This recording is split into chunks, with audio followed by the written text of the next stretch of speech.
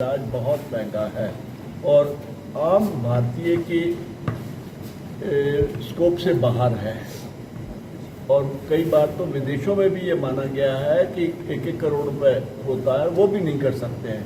लेकिन एक जो चीज़ बहुत अच्छी है कैंसर में, अगर उसको समय रहते हुए पहचान कर ले तो ना तो इलाज महंगा है और ना जान जाने का खतरा है। तो इसलिए मैं ऐसा महसूस करता हूं कि हम सब मिलकर के एक ऐसा अभियान चलाएं ताकि लोग जल्दी से जल्दी अपने कैंसर का पता लगवाएं और इलाज कराएं। उसमें जो आपका प्रश्न है कि बहुत महंगा है, वो काफ़ी हद तक सॉल्व हो जाता है। और अगर भगवान की ऐसी इच्छा थी कि लेट मालूम हुआ है, तो जो डॉक्टर साहब ने बताया है कि सरकार की तरफ से व अन्य हम ऐसे लोगों को ढूंढ रहे हैं जो इसमें हमारी मदद करें। 11 जिलों में कहीं पे भी ये फैसिलिटी नहीं है और अगर मिनिमम किसी को ट्रैवल करना पड़ता है, जयपुर जाता है तो 135 किलोमीटर है, अगर वो जोधपुर जाता है तो 200 किलोमीटर से ऊपर है, उदयपुर जाता है वो भी 280 है और बीकानेर शायद उससे भी ज़्यादा है। तो एक तो सबसे बड़ा ये फ़ायदा है। दूसरा मैं इस बात को तो नहीं कहूँगा कि जिस आत्मीयता से हम लोग कोशिश करते हैं इलाज करने की, वैसी संभावना बाहर कम ही है। लेकिन मैं किसी दूसरे को अपने से कम नहीं मानता सेवा में। लेकिन हम जो प्रयास कर रहे हैं वो ऐसा प्रयास कर रहे हैं कि जैसे हमारे परिवार के व्यक्तियों को ही हम सेवा दे रहे हैं। और इसी सोच के साथ मैं एक छोटी सी जगह से उठ करके और यहाँ तक आ गया। ये जब लास्ट 3 साल की मेहनत है। सबसे पहले जब हम लोगों के पास ये टारगेट आती, जब हमारे हॉस्पिटल को 10 साल कंप्लीट हो लिए तो हम अजमेर में वो सेवाएं देना चाहते हैं जो अजमेर में नहीं है। अजमेर नहीं, आसपास की पेरिफेरी गाँव में नहीं है। तो बड़े सर का, डॉक्टर में शिल्पा सर का एक मुहिम था कि कैंसर पे हमें वर्क करना है। तो जो भी आपने विजिट किया, जो हमारी आप टीम से मिले, ये लास्ट 3 साल की हमारी मेहनत है। और इस यूनिट की, कॉम्प्रिहेंसिव कैंसर यूनिट की अजमेर और आसपास के संभाग को बहुत ज़्यादा ज़रूरत थी। कई सर के नोन भी एडमिट होते थे पेशेंट, और जब वो कैंसर के लिए रेफ़र किए जाते थे इस हॉस्पिटल से, तो भाई ये सुविधा हमारे पास नहीं है। तो अब वो एक ही सजेशन रहता था कि साहब ये सुविधा भी आप चालू करें। उसके बाद में हमने जब मार्केट सर्वे किया और जिस तरह कैंसर बढ़ रहा है, तो उसका प्रारूप आज आपके सामने है। अभी तक हम लोगों ने तकरीबन 130 पेट सीटी कर दी हैं।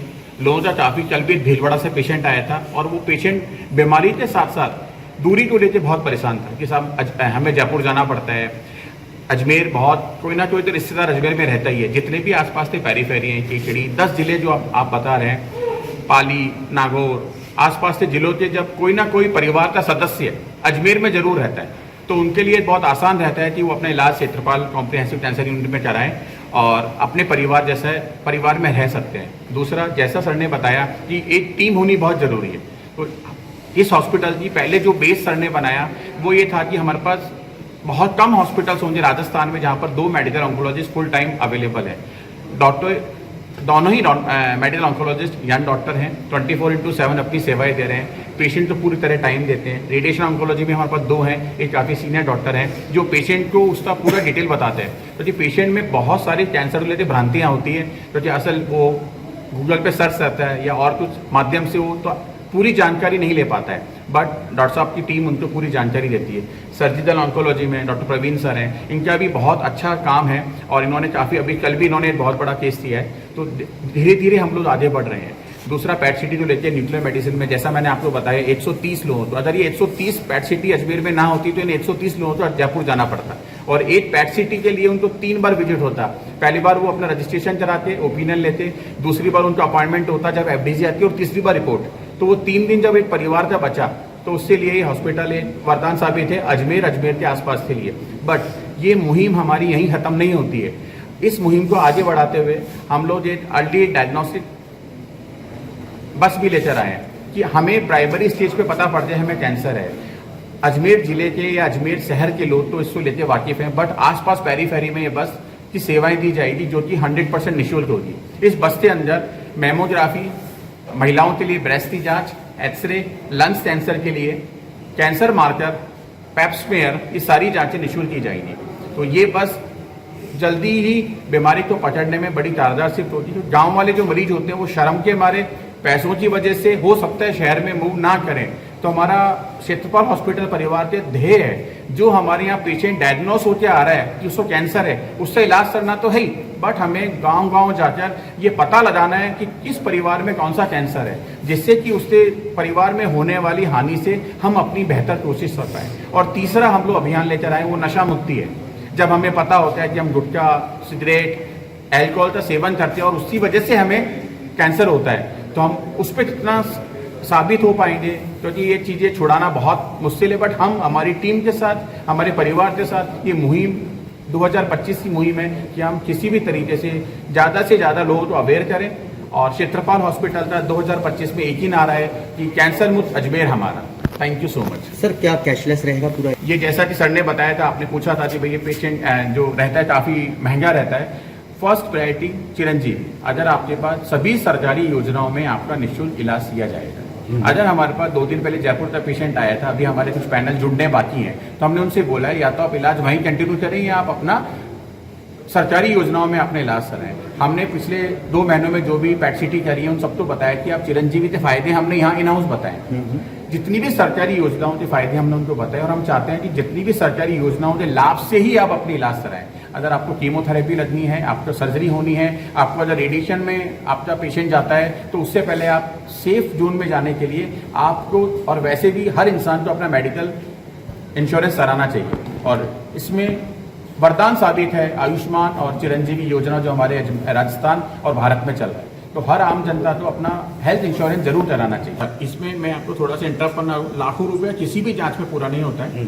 अगर इस प्रारंभिक जांच होती है पैट सिटी या कैंसर मार्कर, वो कोई भी जांच लाखों रुपए की नहीं होती है, वो हजारों की भी नहीं होती है। और उसके लिए हमने जो हमारे हॉस्पिटल परिवार ने रूल बनाया है कि वो जांचें भी सरकारी दरों पे की जाएगी। अगर जो सरकारी दर हमारी है उनके अंदर ही, क्योंकि ओपीडी का हमें चिरंजीवी में नहीं होता है, हमने ओपीडी भी निःशुल्क रखी है। अगर पेशेंट आया है जिसको कैंसर डायग्नोस है, जिसके पास एक प्रूफ है कि मुझे कैंसर है, तो उसे कोई पैसा नहीं देना है। अब जो बचता है जिसको पता नहीं है, डायग्नोस हमें करना है, तो उसकी जो प्रारंभिक जांच है वो भी सरकारी दरों पे की जाएगी।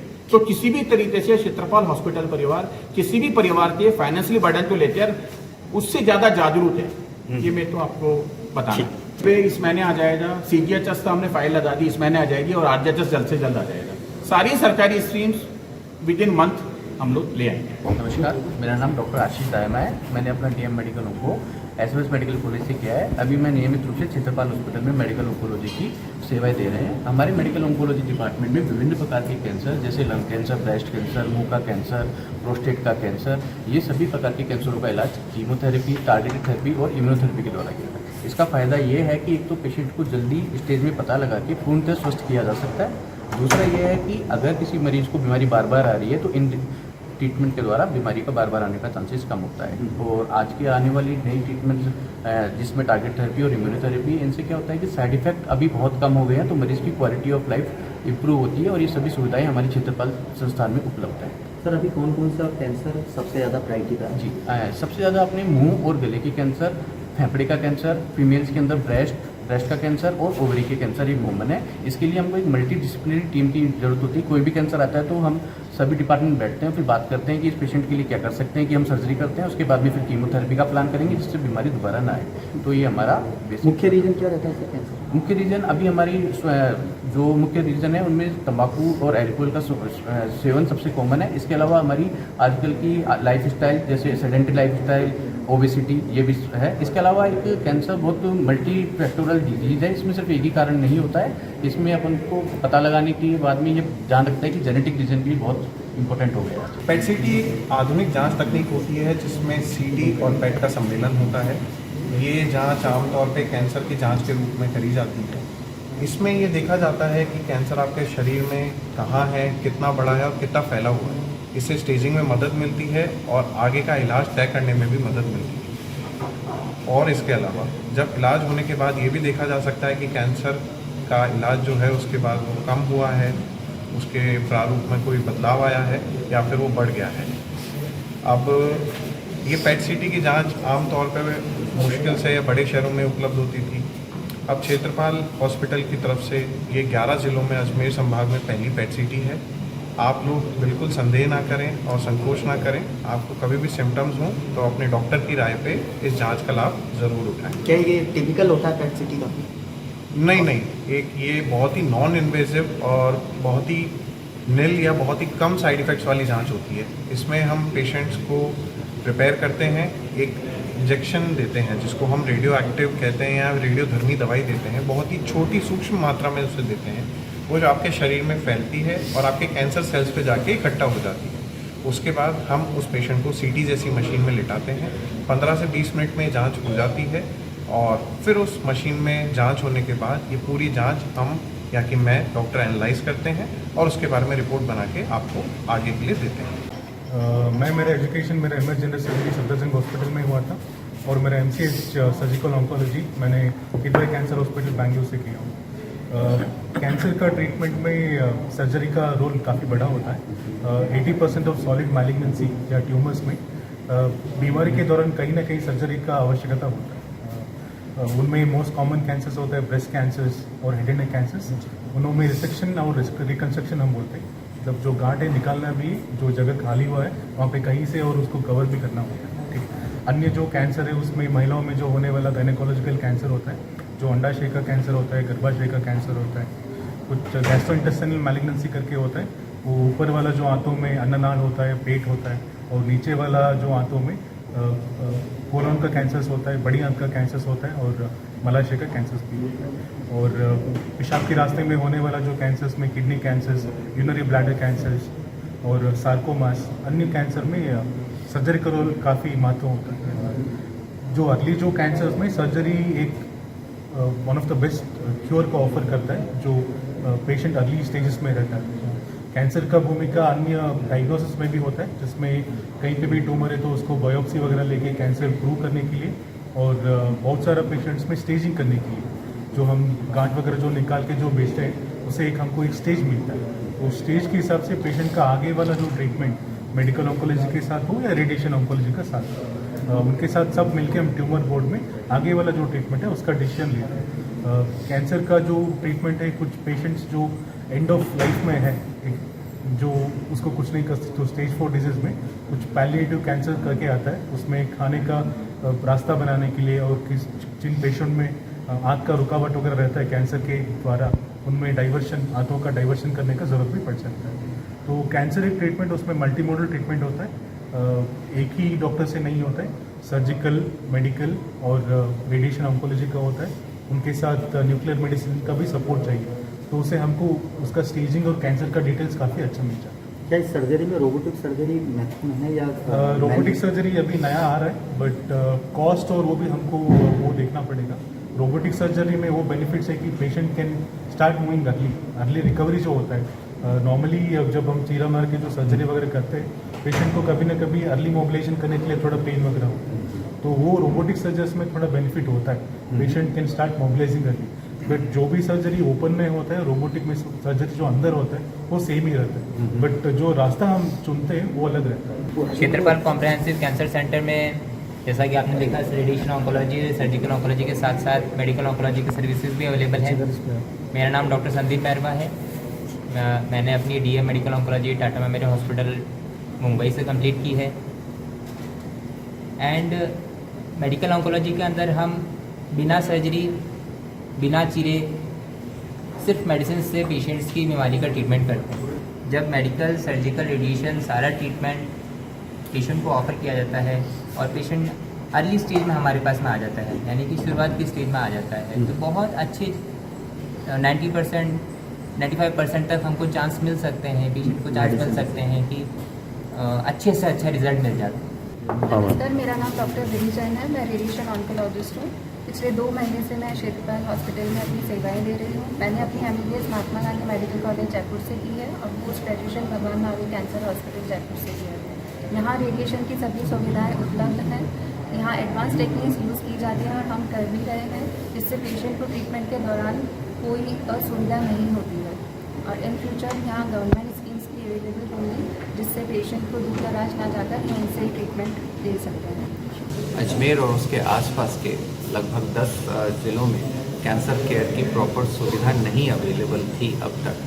तो इस कॉन्टेक्स्ट में क्षेत्रपाल हॉस्पिटल और मैनेजमेंट ने, हम लोगों ने मिलकर एक लीनर एक्सरेटर और एक पेट CT स्कैन की सुविधा के साथ एक कॉम्प्रिहेंसिव कैंसर सेंटर का निर्माण किया है। जो यहाँ के लोगों के लिए और आसपास के लोगों के लिए काफ़ी फ़ायदेमंद हो सकता है। आप जानते हैं कि कैंसर एक बहुत ही ज़्यादा इंसिडेंस वाली बीमारी है और जिसका ट्रीटमेंट के लिए लोगों को काफ़ी दूर दराज के इलाकों में जाना पड़ता था।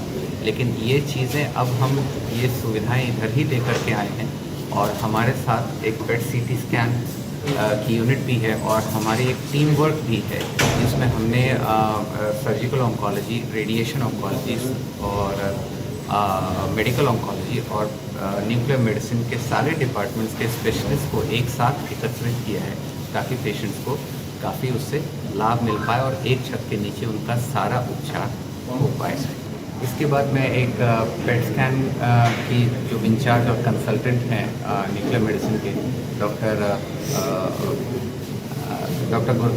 गुरदास सिंह, उनको रिक्वेस्ट करूंगा कि पेट सीटी के बारे में वो थोड़ा हमें सर, इससे पहले एक सवाल है कि कैंसर इसमें दो बातें आती हैं। एक तो कैंसर का इलाज महंगा होता है, लेकिन सरकार की तरफ से बहुत सारी इनिशिएटिव्स स्टार्ट की गई हैं जिसमें उनको फाइनेंशियल मदद मिलती है जिससे उनका ट्रीटमेंट हो पाता है। एक तो ये बात हो गई, तो इसका मरीज़ और लोग फ़ायदा उठा करके उस सरकारी योजनाओं का विस्तार हो ही रहा है, उसका लाभ उठा सकते हैं। दूसरी बात क्या है कि एक टीम का होना बहुत ज़रूरी है, क्योंकि कैंसर किसी एक इंसान या एक डॉक्टर से के इलाज से पूरी तरीके से ठीक नहीं हो सकता। इसमें आपको medical oncology, surgical oncology and radiation और न्यूक्लियर मेडिसिन की बहुत ज़रूरत होती है। तो अगर किसी का इलाज एक ही छत के अंदर हो तो उसका सक्सेस होने का चांस काफ़ी ज़्यादा रहता है। तीसरी एक इम्पॉर्टेंट बात ये भी है कि अगर मरीज़ को वो सुविधाएं उसके घर के आसपास मिल जाएं तो चूँकि कैंसर का इलाज लंबा होता है, 6-8 महीने तक जाता है, तब जाकर के मरीज़ पूरी तरह ठीक हो सकता है। तो अगर उसके घर के आसपास ही उसका इलाज हो पाए तो उसका सक्सेस होने का रेट काफ़ी ज़्यादा होता है। ये सारी सुविधाएं और पॉइंट्स जो है ये क्षेत्रपाल हॉस्पिटल में हमारे पास अवेलेबल हैं। मरीज़ों को ज़्यादा दूर जाने की ज़रूरत नहीं पड़ेगी, तो उनका सक्सेस रेट भी बढ़ेगा।